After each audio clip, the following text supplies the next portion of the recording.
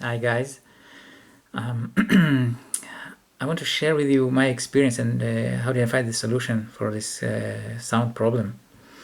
So my phone just fell inside the car on the floor, on the rubber core, not badly, but just the sound stopped working.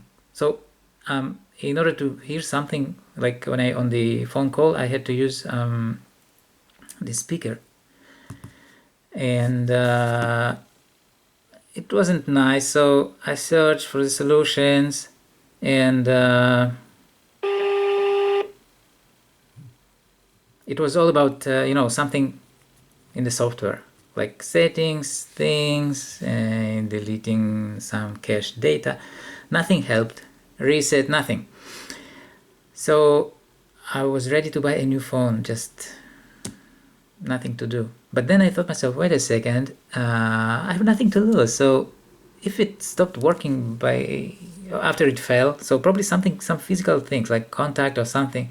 So I just decided to drop it another side, like upside down, because first time it fell like this.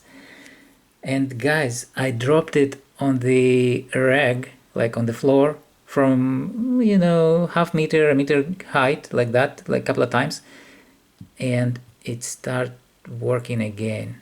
I couldn't believe it.